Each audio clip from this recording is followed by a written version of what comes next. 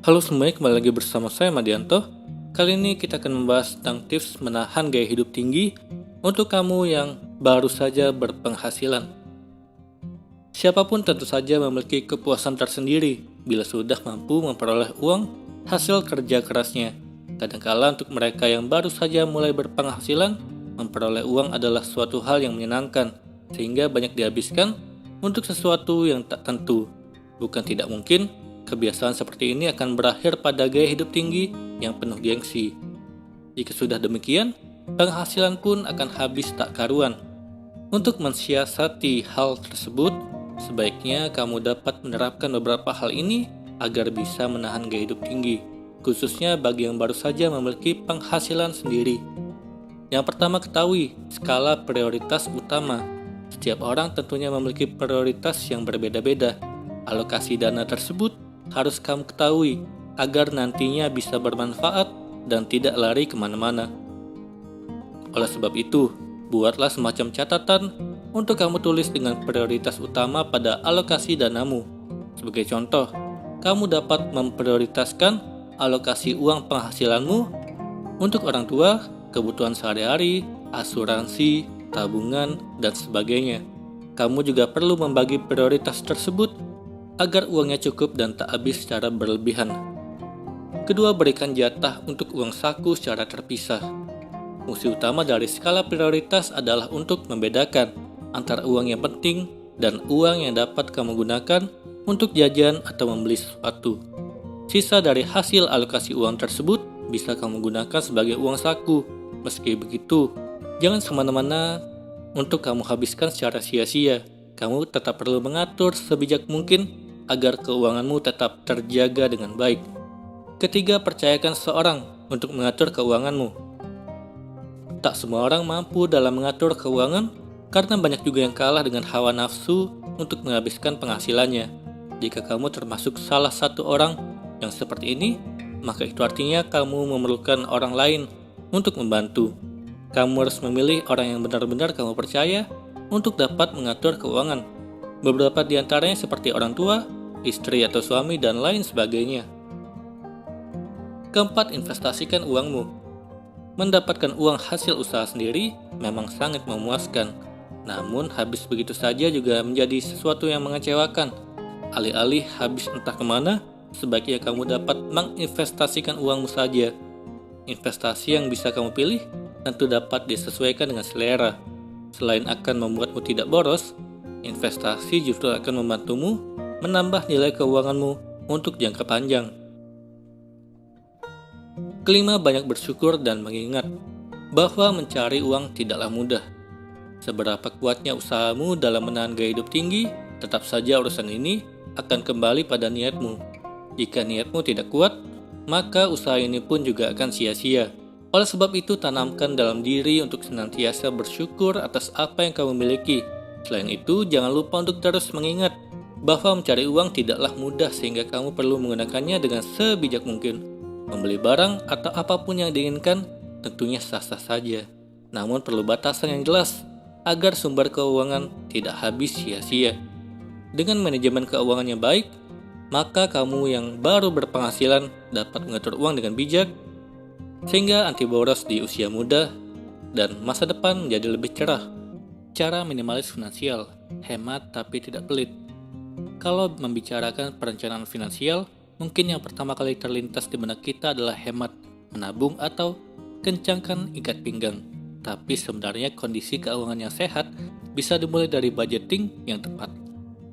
Salah satu jurusnya adalah dengan menerapkan gaya hidup minimalis. Sebagian besar dari masyarakat modern yang akrab dengan media sosial, promo, marketplace, dan layanan pesan antar, godaan untuk belanja setiap saat ada di depan mata. Kalau tidak kuat iman, bisa-bisa tekor setiap bulan. Hiduplah dengan berkecukupan.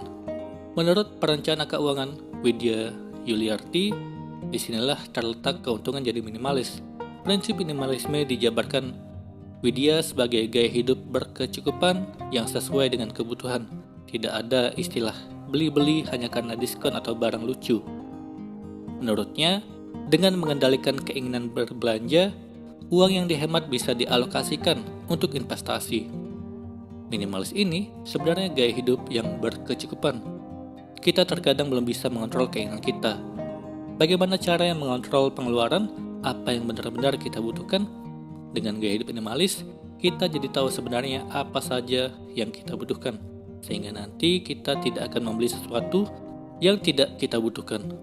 Dari uang yang selama ini kita pakai untuk barang-barang yang tidak kita butuhkan itu, sebenarnya bisa kita alokasikan untuk berinvestasi.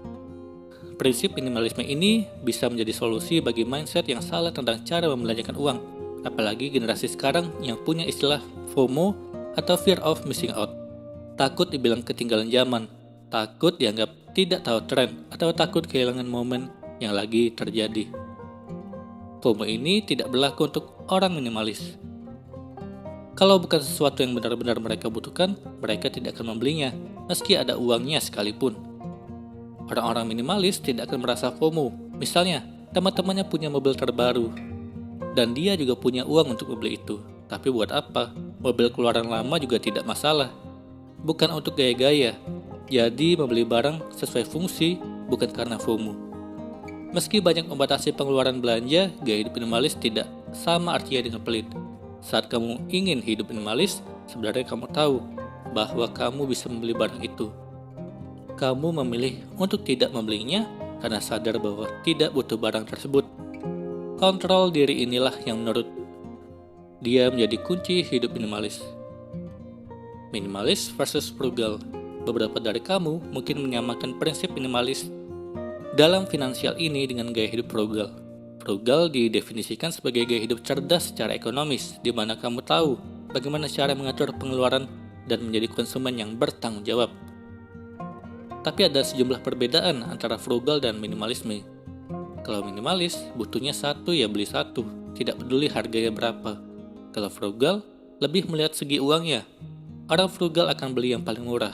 Kadang-kadang frugal ini, jeleknya adalah harga murah biasanya harus beli dalam kuantitas banyak. Misalnya, seperti ada promo, harus beli 3, maka dia akan beli 3, karena akan lebih murah daripada beli 1. Meski demikian, konsep minimalis dan frugal bisa dikombinasikan. Membahas aspek finansial dan kaitannya dengan prinsip minimalisme kadang membuat kita salah kaprah dalam memahaminya. Hidup minimalis bukan berarti pelit dengan diri sendiri sampai menggunakan barang termurah yang berkualitas rendah. Hidup minimalis juga bukan sekedar memiliki barang sesedikit mungkin. Mindset yang dipakai dalam prinsip minimalisme adalah quality over quantity. Kualitas dibandingkan kuantitas. Konsep minimalis biasanya tidak cuma punya misalnya 25 barang. Sebenarnya tidak. Konsep minimalis bukan sekedar harus punya 4 baju. Konsep minimalis adalah yang secukupnya, sesuai kebutuhan. Bukan berarti bahwa punya uang terus beli barang itu tapi sebenarnya tidak butuh. Mengubah mindset memang tidak gampang, apalagi soal keuangan. Butuh waktu yang cukup lama serta kesadaran diri untuk mengamankan masa depan dengan perencanaan keuangan yang baik. Tapi kamu bisa memulainya dengan menerapkan jurus-jurus jitu pengaturan keuangan. Sebagai langkah awal memulai gaya hidup minimalis dalam bidang keuangan, ini adalah tips yang bisa kamu simak. Yang pertama, ketahui apa yang benar-benar kamu butuhkan. Kalau memang harus beli atau upgrade barang baru, lakukan karena itu memang sesuai dengan kebutuhan kamu, bukan karena takut ketinggalan zaman. Kedua, membuat pembukuan alias mencatat pemasukan dan pengeluaran. Dari situ, akan terlihat kemampuan finansialmu seperti apa dan bagaimana kamu menghabiskan uang. Tidak hanya mengontrol keuangan, kamu juga bisa mengontrol diri saat ada keinginan belanja. Ketiga, pakai prinsip kualitas dibanding kuantitas. Memprioritaskan kualitas adalah salah satu prinsip minimalis supaya tidak kemudian menumpuk barang. Asalkan berkualitas, tidak masalah mengeluarkan uang untuk barang yang kita butuhkan. Keempat, menggabungkan prinsip minimalis dengan gaya hidup frugal. Belilah apa yang kamu butuhkan saja, dengan tetap melakukan pembelian seekonomis mungkin, tapi jangan kompromi untuk masalah kualitas. Menjadi seorang minimalis tidak berarti menjadi menyusahkan diri sendiri. Kalau diterapkan dengan benar, konsep hidup ini tidak hanya akan memberikan kebebasan finansial, tapi juga meningkatkan rasa percaya diri dan membuat hidup kamu lebih bahagia. Tips lainnya bagi kamu yang mau memulai gaya hidup minimalis. Mungkin sahabat minimalis sudah sangat familiar dengan gaya hidup satu ini. Sayangnya masih banyak orang yang keliru dengan konsepnya.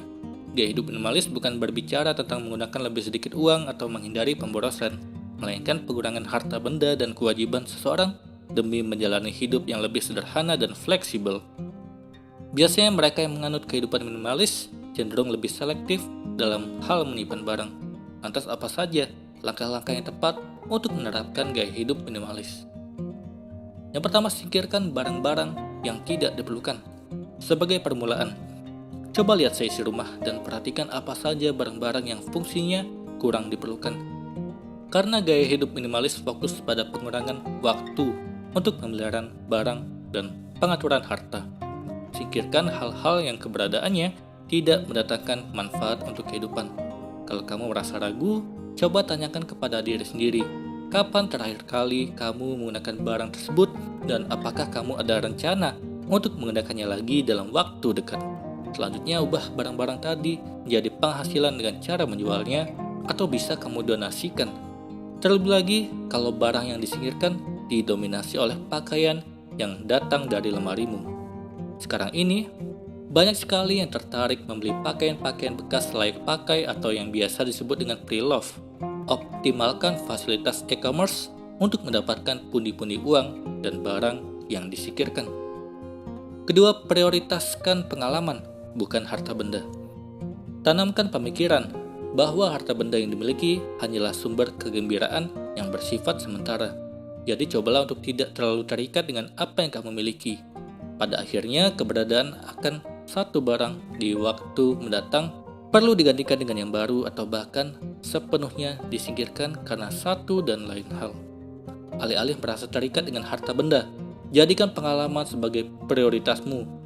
Gunakan sumber daya yang dimiliki, baik itu waktu ataupun uang, untuk menikmati hidup yang lebih baik, karena sejatinya yang membuat kita bahagia bukanlah materi secara fisik, melainkan pengalaman yang dibawanya.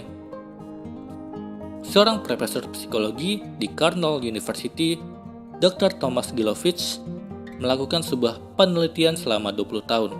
Dia menemukan bahwa kebahagiaan seseorang yang tidak berasal dari aktivitas membeli barang-barang yang diinginkan.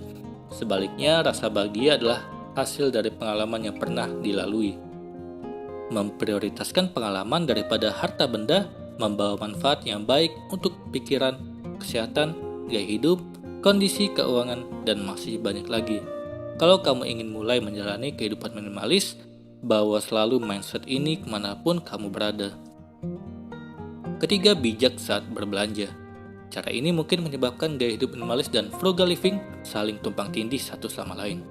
Tetapi yang membedakan keduanya adalah tujuan dalam penerapannya. Kalau seseorang yang frugal memiliki tujuan untuk menghemat uang, penganut gaya hidup minimalis bertujuan untuk menghindari tumpukan barang di rumah. Sebelum membeli barang, pastikan bahwa kamu benar-benar membutuhkan fungsi dari barang tersebut. Misalnya kamu membeli karena belum ada barang serupa di rumah dan kamu memang butuh untuk membantu kegiatan sehari-hari. Hindari pembelian barang dengan fungsi yang sama. Atau kamu bisa siasati dengan metode one in, one out. Satu masuk, satu keluar. Pastikan ada satu barang yang disingkirkan setiap pembelian satu barang yang serupa. Biasanya metode ini sering digunakan untuk jenis barang yang dimiliki dalam jumlah banyak, seperti baju dan sepatu. Lain halnya kalau kamu sedang berpergian atau liburan dan enggan membawa terlalu banyak barang. Boleh saja kamu membeli barang yang dibutuhkan sesampainya di tujuan, dengan catatan tidak untuk dibawa pulang dan disimpan di rumah. Jadi pastikan membeli secukupnya agar tidak ada yang tersisa. Keempat, beli kualitas, bukan kuantitas.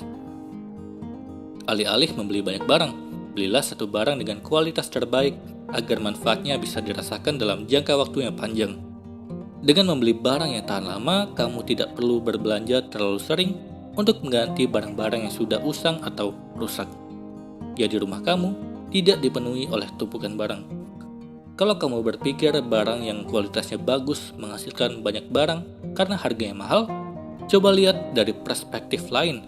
Bukankah membeli barang murah secara terus-terusan mengeluarkan lebih banyak uang? Bagaimanapun, membeli barang yang berkualitas akan terbilang lebih efisien karena jauh lebih awet dan bisa digunakan dalam jangka panjang. Itulah tadi tips gaya hidup minimalis yang bisa langsung diterapkan. Selain menghabiskan lebih sedikit waktu untuk pemeliharaan barang, menjalani kehidupan minimalis juga seringkali berpapasan dengan aktivitas yang menghindari pemborosan. Kalau kamu rasa ini cocok dengan karakteristik kamu, silakan coba tips yang sudah dijelaskan tadi. Semoga ini bermanfaat. Sekian dan terima kasih.